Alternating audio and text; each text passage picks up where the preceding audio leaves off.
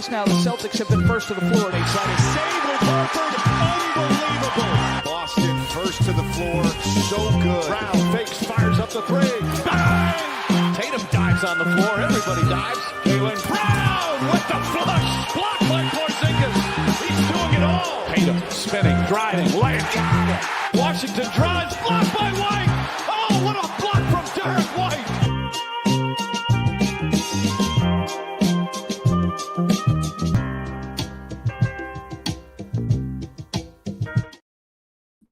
Welcome in, First to the Floor podcast. Ben Vallis here, along with Jake Eisenberg. And Jake, we'll get to the NBA Finals, but these Giannis rumors, man, they're gaining some momentum again. How's it going? I'm doing well. Yeah, we had to change the rundown over the last 24 hours or so from the finals to the story that will not go away to Steve Z's dismay in the chat here. Hopefully, we've all moved past this conversation. Don't break up the Jays.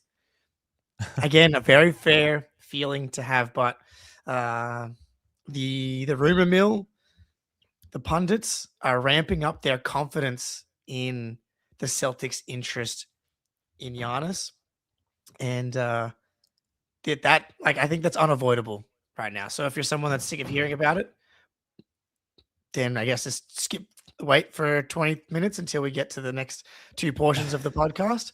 But it'd be crazy to not talk about it right now and to not take it seriously, I think, at the moment.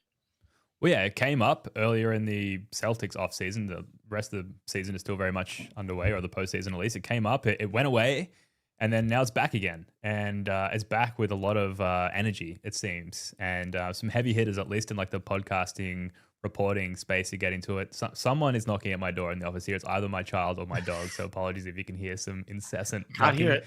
They have been warned, but and yet they will not leave me alone.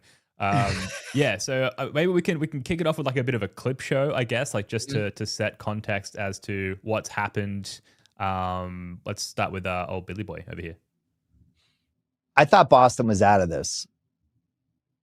I know Boston was out of this. And I was wondering if they were playing possum or not. I think they were playing little possum. I think they were in on Giannis. So I'm not recanting what I said before. I don't really know the reasons for it. Maybe they felt like Miami's offer is an offer they could beat.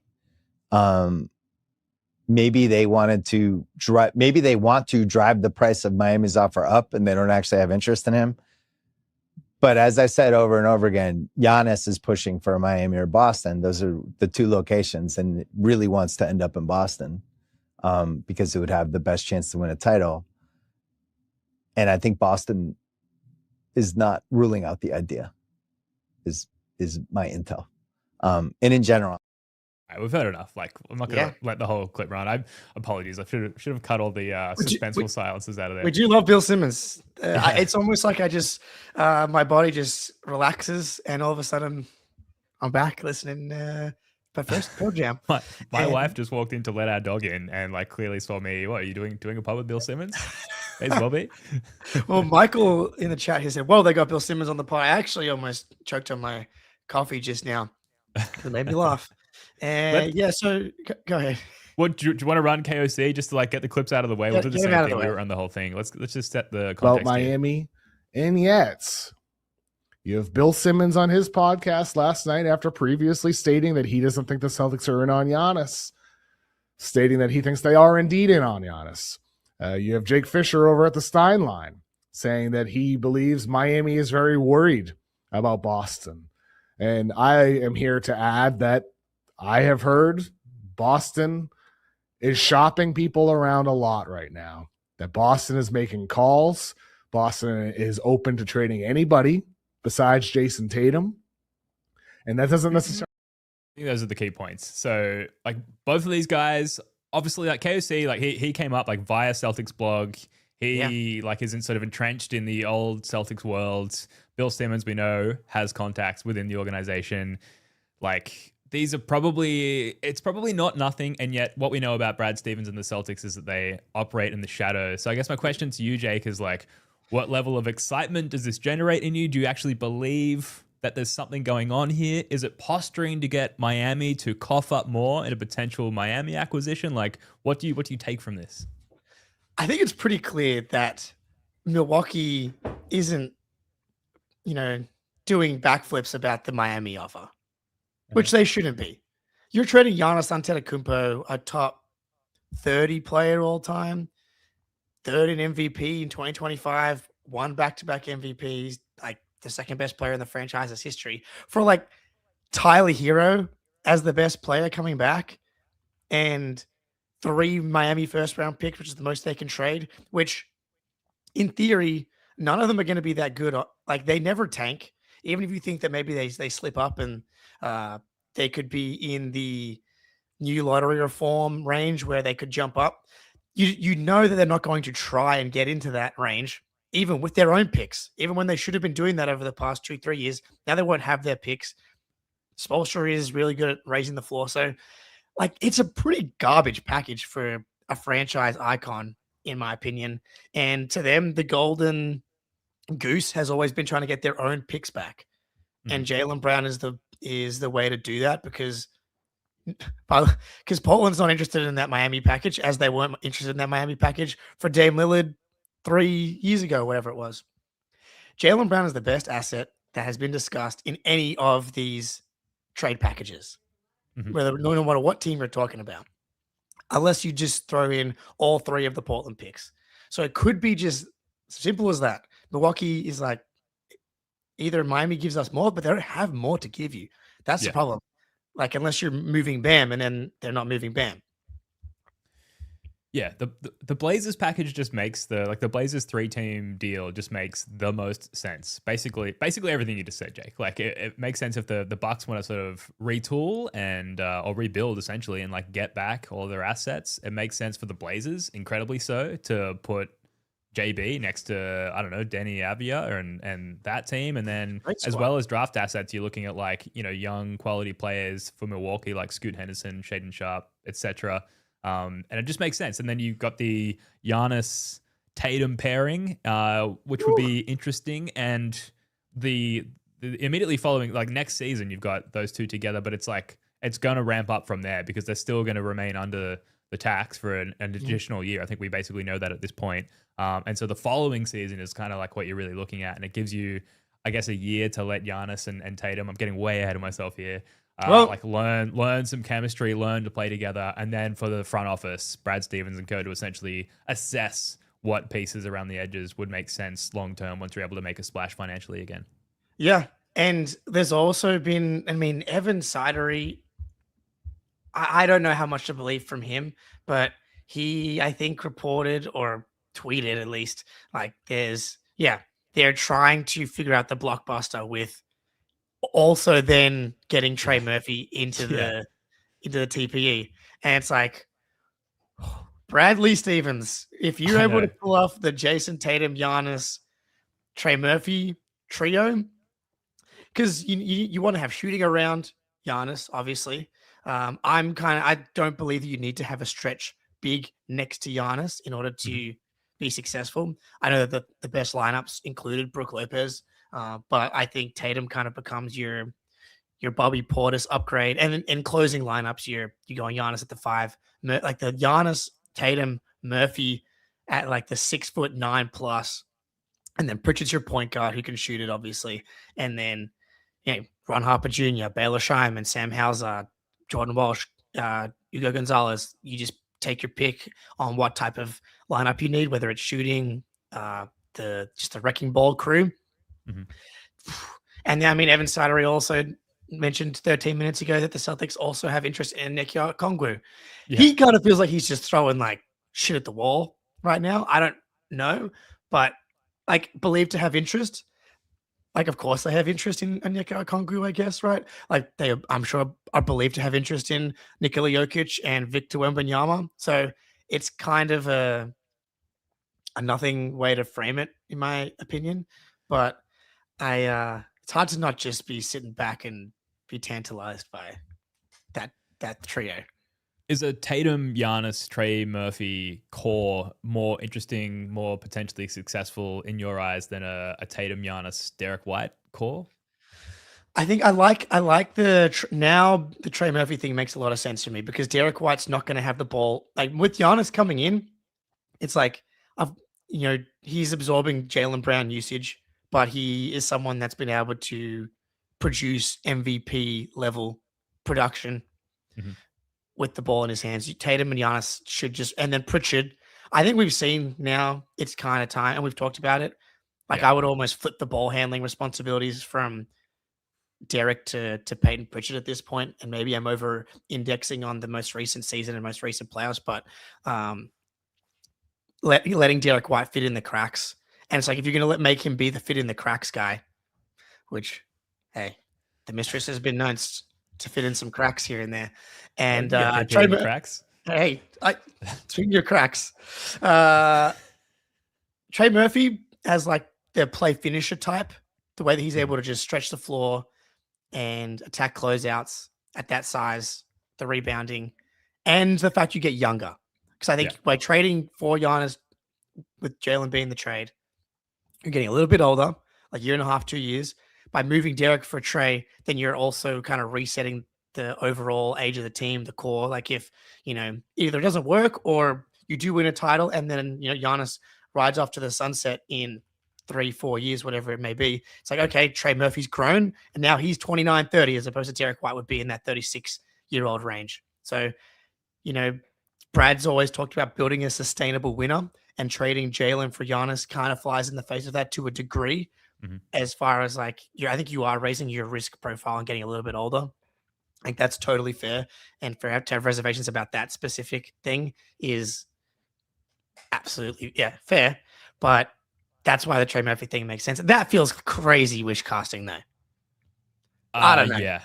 It's do that too. Theoretically possible. Yeah. And I mean, I guess ultimately, and like you can kind of end the podcast here, I look forward to whatever happens being pleasantly surprised at what Brad Stevens and Mike Zarin end up doing and just being completely bought in on that being 110% the right move. I think it's going to be what happens regardless. Even if we end up keeping JB and doing nothing, I'm going to immediately buy into the fact that that's ultimately the best thing for the team. But in this Trey Murphy hypothetical world, he makes essentially the same as Derek White. I think his contract lasts slightly longer, but next season he makes $27 million, which I think is exactly what Derek White makes. So you sort of adjust the roster balance a little bit, but you're maintaining your roster flexibility in terms of having a contract of that specific, which nowadays is like mid-size, to potentially move around in the future if you do need to maneuver. I think in this world, though, you are like in the Giannis trade, but kind of what's rumored is we're not really coughing up any draft assets. In this world, we'd almost certainly have to cough something up to make all of those moving parts come together. And so as well as not maintaining roster flexibility, not going too all in, to your point, you are starting to lean in that direction once you're making all of these sort of multitude of moves. But the outcome is it's tough to walk away from, I think. Yeah, if you're able to do the Giannis trade and the trade and you give up 2 picks, it's like, that's an absolute no-brainer. It's just hard to get a gauge. I don't really know what the point of the Pelicans are in general, what they want, what they're trying to do. Like, I don't really know why they would want Derek White for Trey Murphy, but at the same time, I don't really know what the point of Trey Murphy on the Pelicans is to begin with. So, the Pelicans, I think they're just zebras in the savannah. They're just there to be eaten by the animals that matter. Yeah, they're just food, literally. And they're important They're important people in the ecosystem of the NBA. Look at the Sacramento Kings. That's their role in the NBA. They give the Pacers Tyrese Halliburton. They give De'Aaron Fox to the Spurs. Maybe that was a Trojan horse. But these feeder teams, the Bulls sending Alex Caruso to the OKC Thunder, like these dumb, rudderless teams are important in the NBA because they help build the dynasties of the other team. But yeah, I think what's really why we're having this conversation is like you listen to the way Bill Simmons and Kevin O'Connor are talking. And then KOC then just in about, half an hour ago or 2 hours ago was like going on NBC Sports Boston right now with Tom Giles to talk Celtics, Jaylen Brown, and Giannis. Like the way that they're talking is incredibly confident. Yes, like they've heard some shit. And they have a lot, I don't know, like there's not really any consequences to them being wrong in the end. Barry Jackson, who is essentially the Miami Heat Adam Himmelsbach, has kind of said like there's no actual reporting that Boston has made Jaylen Brown available, which is true. But I read the Athletic story, which included Sam Amick, Eric Neem, and a lot of teams are hesitant to really engage with the Bucks until it's really like happening, because the Bucks blue balled everybody at the deadline by making them think that Giannis was available. And then as they got closer to the deadline, it was like they're just kind of testing the market, testing the waters for the summer to try and get a bidding war going, which they haven't really been able to do. But that's why I think that teams are like not really showing their cards. And then secondarily, I think Brad's like, hey, you want Jaylen Brown? Go find the third team. Go make the trade. And once you've got the partner that wants to trade for Jaylen Brown and is willing to give you the things that you want in the trade, then come to us. And then Brad can kind of say, that was just the Bucks reaching out to Portland. I didn't do anything. How much would Jaylen Brown believe that? Don't know. But I do think that that's kind of probably what's happening. Yeah, I've kind of been wondering, like, to what extent is Jaylen Brown just desensitized to being in trade rumors? So, like, how far can this go? How, like, can actual reports of a conversation come out and Jaylen Brown just be like, yeah, I just do not care at this point. Like, whatever happens, like, this is just another rough season for me. So, at least from the fan perspective, because I have found myself in the past, like, worrying about players' feelings, which is, like, part of fandom, whatever. Kind of what makes us the human element of the game and following the game. But I really don't care this time. I don't know what that says. A couple of other reports that have come in recently. So this one from Mark Stein, that Portland, Houston, and Atlanta teams routinely mentioned as suitors with Jaylen Brown interest, but the sheer salary numbers do add a layer of complexity to any talks. And then Sam Amick as well. I think you mentioned this one earlier, Jake, but the Celtics, Timberwolves, Trailblazers, and Magic are among the Giannis Antetokounmpo suitors, and that he might be willing to sign a $275 million extension with Boston. Interesting. So plenty of rumors, talk out there, probably more than the average amount, particularly like around Jaylen Brown, than we've seen in off seasons past. So hence worthy of discussion on the pod. Jake, before we come back and talk about the NBA Finals, we've got to hear a quick word from our friends over at PrizePicks. That's right. NBA Finals, Game 4. It's very nice that it's happening on the weekend. I'm very excited to lock in for Game 5. But yeah, no better way to cash in on the high-flying Victor Wembanyama, Jalen Brunson, Karl Anthony Towns hoops than PrizePicks, a preferred partner of the NBA. Every bucket, every dime, and every win means more when you're playing on PrizePicks. So don't pass up your next shot with PrizePicks and get $50 instantly in lineups when you play your first $5 lineup. Download the app today and use code CLNS to get $50 in lineups after you play your first $5 lineup. That's code CLNS to get $50 in lineups after you play your first $5 lineup. PrizePicks, a preferred partner of the NBA. We can't build our own PrizePick right now because we're locked out. Being in Australia right now, our resident prize picker Spoonie is indisposed today. But sprinkle. I think Wemby 2 days off. Spurs coming out hot. I'd be looking at more on the Spurs, and I'm comfortable kind of going less on Jalen Brunson. I think they let him get loose in Game 4. I expect the Spurs to come out and hopefully just take care of business and go off a little bit in Game 5. Yeah, dude. Shout out PrizePicks and shout out the San Antonio Spurs, who need to win this game, man, because this nightmare situation is upon us, seemingly. Knicks are up 3-1 with a chance to win the championship on the road in San Antonio. They won the first 2 games in San Antonio, so obviously no stranger to winning on the road. I wonder if there's any sense, even like subconsciously for them, about the potential of like winning in Madison Square Garden, like that whole situation, which I'll be throwing my TV in the dumpster if that occurs and severing my internet connection. But yeah, the Knicks have just gotten here by like pulling off one of the great finals heists of all time. San Antonio, 41 points in that first quarter of Game 4, led by 30, 29, I think. Took a massive lead into the half.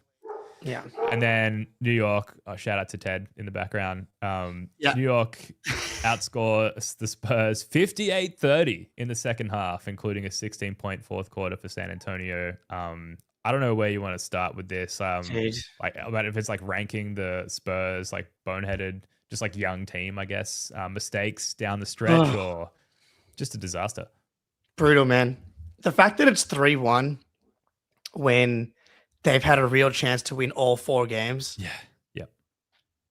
Someone was Goes, sweet. Yeah, I mean, I guess like this is heartbreaking. And someone tweeted like the Spurs, they have their 5 titles, so you can't feel too bad for them.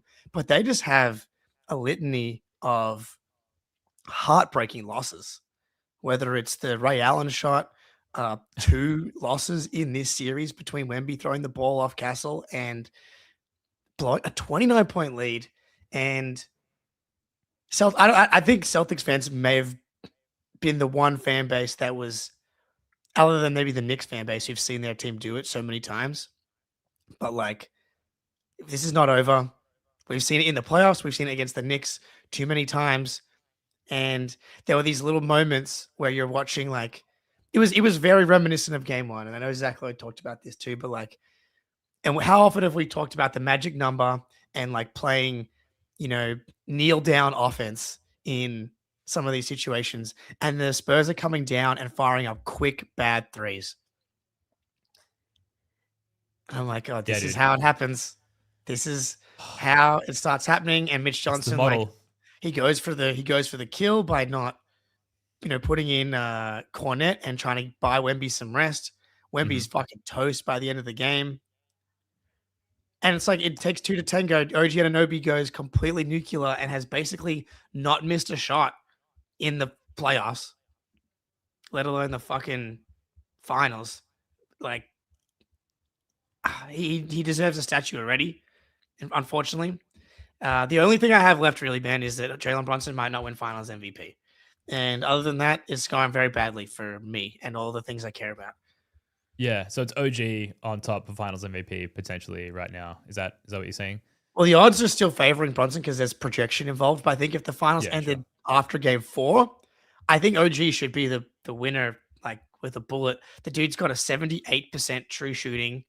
Jalen Brunson currently has a 49.9% true shooting, which is the exact same true shooting that Jason Tatum had in the NBA Finals. And one of them was basically asked to commit seppuku in Jason Tatum. Yeah. And Jalen Brunson is the king of basketball. It's I can't really comprehend the difference in how it's all playing out between the two guys, but it is. It's almost like your efficiency is impacted if you are the sole focus of a finals team's defensive efforts. It's almost like that is the reality of the situation. But and except Jason Tatum was the skeleton key on defense in the same way that OG Anunoby is the skeleton key on defense. But all throughout the game, every time he was open in the corner, I was like, what are you doing, Spurs? He is the only guy on the team that's keeping them in this. I don't care what you give up right now. The one thing you do not give up is corner threes or 3-point shots to OG Anunoby. He hasn't missed in 2 months. He's the one guy can just hit these fuck off shots, and they're like leaving guys open. Like they're like, and like you got to choose someone else to leave open. Don't care who it is. Yeah, make him take it, and then like they drive him off the line.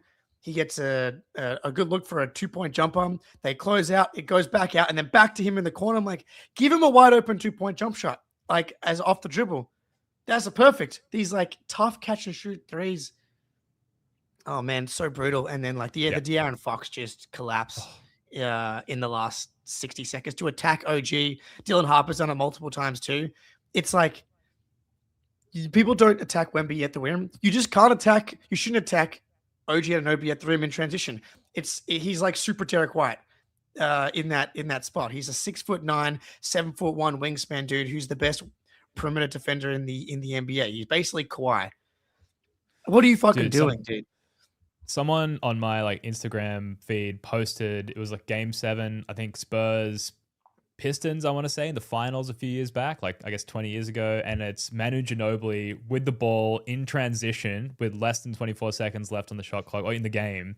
and he dribbles it out. He has an open layup, and it's him pulling it back to half court right before the Spurs win the championship. And it's like that, the contrast between that play and the De'Aaron Fox situation, which is like, doesn't matter how fast you think you are, doesn't matter who you think can or can't catch up with you and offer a defensive effort against your layup attempt. Just like the right play at all times, even if you're wide open, is essentially to maintain possession of the ball, run down the clock. Because even if you do get two, there's still plenty of time on the clock for the Knicks to come back and do some bullshit Brunson-y Knicks shit, which is ultimately what ended up happening. And maybe that's one of the next biggest mistakes, is just not boxing out OG Anunoby. Like Wemby was not close to the rim really at all for that rebound attempt. You forced like kind of a bad shot for Brunson, a makeable shot for Brunson, as we've seen, but that's kind of the look you're going for, especially given his efficiency or lack thereof so far in this series. He did almost everything right despite all the mistakes. And then OG Anunoby's just allowed this like lane to the rim. But I hate myself and what a tip the Knicks and everything. Yeah, what a tip in. Like insane. And like I hate this. I hate the reality of it, but like, what a moment. What a like historical iconic. Knicks. Yeah, which I hate. And so like now the iconic thing we're in pursuit of is like just like devastating loss despite being up 3-1 in the series, which like we saw for the Celtics in the first round. It can happen. We've seen it in the finals before as well. Not if you're a serious team. If you're unserious, I guess the Golden State Warriors in 2015-16 were relatively serious. Quite a serious team. Despite Steph Curry throwing behind the back passes out of bounds in Game 7 of the finals. I think it's possible that the Spurs can win. Like the odds aren't as insane as when the Celtics were up. Obviously, that meant nothing as far as the odds go as well, because like they have the 2 home games and they've had the chance to win all 4 of these games. And the big thing as well is now there's 2 days off between every game, which is why it's so, dude, if I was a Spurs fan, I don't know how you could be alive right now.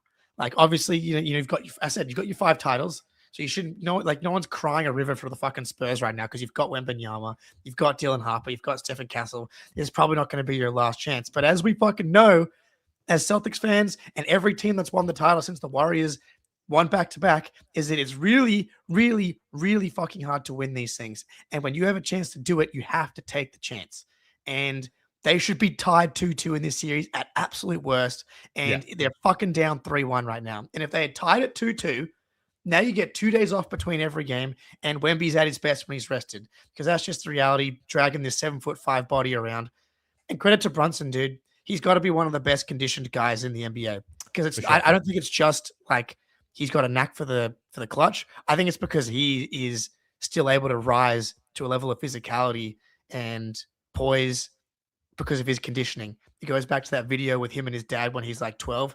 His dad's like not kicking the shit out of him physically, literally, but like making him puke on the basketball court when he's 12 years old or whatever he is. Like that same goes for Tatum, same goes for Jalen. Like these guys that are just 99th percentile work ethic conditioned athletes. I think that's why Brunson is able to do it, because he's just. But now you got these 2 days off, so Wemby's going to be fresh. We've seen it now over and over again when he's got a bit of extra time. Even from games 6 to 7 in the Spurs Thunder series, they blew the Thunder out, which meant Wemby only played 29 minutes, which meant he was fresher for Game 7. Yeah. So I think there's a world they can do it, but if it was 2-2, you'd be feeling like you're going to win the series, because now that's going to be a reality when you're tied, as opposed to having to win 3 in a row. Oh, you'd be sick. You'd be vomiting. You'd be vomiting everywhere. Yeah, I mean, the Spurs are favorites for Game 5, especially, I think, like you said, that extra rest, definitely a factor. And then just a couple of very simple adjustments. Do not go at OG Anunoby as willingly as you have been before. There are certainly other targetable players on the Knicks that you should be prioritizing. Jalen Brunson, most namely one of them. And then box out. And probably if you're Wemby, I think just shot selection, a lot of like, don't want to say lazy, but I don't know. I can't think of another word in the moment. 3-point attempts for Wemby when like clearly you just have to get in the paint. Conditioning, obviously a factor, totally gassed. But like now, again, with the extra day's rest, you'd have to think, and like what's on the line as well. You just need to like take your best shot always. And then I don't really like the way that Stephon Castle played down the stretch in the last game as well, as far as some of the shot attempts and like who he attempted to attack. So hopefully that's an adjustment that the Spurs can make as well. Play better, essentially, is what I'm saying. And just play smarter. Don't have to do too much more. The Knicks are winning this series by 8 after 4 games. Like it's there for you. I tweeted this, but they've kind of speed run the Celtics collapses over the years. Yeah. Like Yeah. the being up 2-1 in the finals and being up in the fourth quarter. They've done that like 3 times. Game 1 and 2 of the NBA finals of the second round last year. Multiple giant blown leads. Even the Celtics didn't blow a 29-point lead. That's a new, obviously, would be a record for the Boston Celtics, but the Spurs just. And then, man, this Fox trade, like if they had done any other trade for a good player, that it feels like they would be up 3-1 right now because it's partly injury probably, but I saw a clip. I'm not sure if you saw this on Twitter. Mike Brown doing an interview as the Sacramento Kings head coach, which is a funny wrinkle to this whole thing, is that Mike Brown being the head coach of De'Aaron Fox for several seasons and probably knowing him better than many others. I forget against who the team was. Maybe in the Magic. Sacramento up 3, like 5 seconds to go. Magic with the ball. De'Aaron Fox is like in the corner defending someone, and he decides to like help on a drive, leaves his man wide open in the corner, recklessly closes out, fouls him. Guy makes the shot, and then they lose. So you're up 3. And Mike Brown in the press conference is like, we talked about it explicitly. The only thing you cannot do right now is give up a 3. You stay high. You don't like that. You don't help on any drives. And De'Aaron Fox just like casually, recklessly, not locked in at all. And to see that kind of rear its head in this moment, it's like they just don't make that trade and trade for anybody. And and don't give him max culture contract. hangover. Yeah. Because when he's on the Kings and he's making that kind of error, you can kind of at least reduce it to just like those are the things that happen in Sacramento. But the fact that you bring some of that sort of erroneous potential with you to San Antonio, where like they reject that on all fronts, like there are no mistakes, front office, on the court, like a franchise of perfection that has like an intellectualism about them. So to bring that shit to the finals, not great, obviously. So we may see a little less, I guess, usage from Fox. It's easy to say, like in hindsight, but like Dylan Harper, just his, I don't know, like he has this sort of mental fortitude, this sort of veteranness about him, which is odd for a rookie. Kind of shades of like Jalen Tatum rookie year playoff acumen as well, which is I think how you know you've got a real one when they, despite their youth and relative inexperience, can get up for games of this magnitude. Incredible, but at the same time, do you hesitate to go, let's throw the ball to Harper like, 20% more than we have been because of his rookie mistake potential? Well, you know what this really reminded me of? Speaking of Dylan Harper, and it's like, do you feel fully comfortable empowering him? Is rookie Jason Tatum in Game 7 against the Cleveland Cavaliers and LeBron. Tatum dunks on LeBron James, hits the step back 3 in the corner.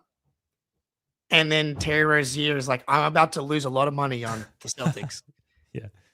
And it's my time to shine. And it's like, if the Celtics had just been like, he shouldn't be ready, but he's our only chance to win this game right now. Give the ball to Jason Tatum. The series is 3-1. Dylan Harper has been that fucking good. Let him go. Yeah. You got to change something. You missed your chance. You should have done it already. And I understand like the politics of it.